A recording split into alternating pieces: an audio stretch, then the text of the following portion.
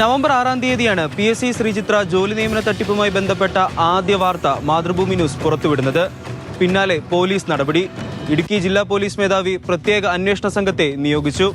പീരുമേട് ഡിവൈഎസ്പിയുടെ മേൽനോട്ടത്തിൽ വാഗമൺ SHOയുടെ നേതൃത്വത്തിലായിരുന്നു അന്വേഷണ സംഘം.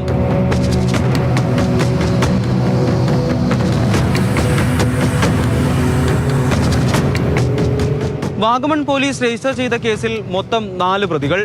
4-ാം പ്രതി വണ്ടിപ്പെരിയാർ സ്വദേശി ഫൈസലിനെ ആദ്യമേ തിരുവനന്തപുരത്ത് നിന്നും പോലീസ് കസ്റ്റഡിയിലെടുത്തു. മുൻകൂർ ജാമ്യാപേക്ഷ തള്ളിയ പശ്ചാത്തലത്തിൽ 2-ാം പ്രതി ബെന്നി പെരുവന്താനം സ്വമേധയാ പോലീസിന് മുമ്പിൽ കീഴടങ്ങുകയായിരുന്നു.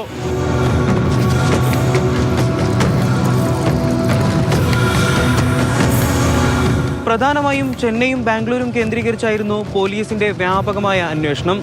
1-ാം പ്രതിയും മുഖ്യപ്രതിയുമായ രാജേഷിനെ ചെന്നൈയിൽ നിന്നുമാണ് വാഗമൺ പോലീസ് പിടികൂടിയത്. 3-ാം പ്രതിയായ ടോമി അഗസ്റ്റിനെ തൊടുപുഴയിൽ നിന്നും കസ്റ്റഡിയിലെടുത്തു. ഇരുവരെയും കോടതിയിലെത്തിച്ച് റിമാൻഡ് ചെയ്തു.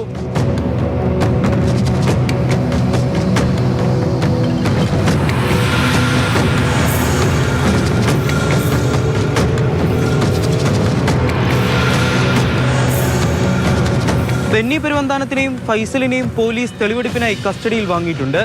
PSC ശ്രീചിത്ര ഉൾപ്പെടെയുള്ള സ്ഥലങ്ങളിലെത്തിച്ച് തെളിവെടുപ്പ് നടത്തും. ഈ മാസം 4-ാം തീയതി വരെയാണ് കസ്റ്റഡി കാലാവധി. അതിനുശേഷമാകും മറ്റ് 2 പേരെ തെളിവെടുപ്പിനായി കസ്റ്റഡിയിൽ വാങ്ങുക.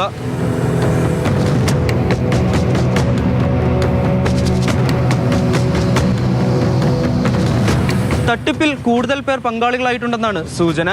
ഇരകളിൽ നിന്നും തട്ടിയെടുത്ത ലക്ഷക്കണക്കിന് രൂപ ആരൊക്കെ ചേർന്നാണ് പങ്കുവച്ചത്, ആരുടെയൊക്കെ കൈകളിലെത്തി? PSCയിലെയോ ശ്രീചിത്രയിലെയോ ഉദ്യോഗസ്ഥരാരെങ്കിലും തട്ടിപ്പിന് കൂട്ടുനിന്നിട്ടുണ്ടോ?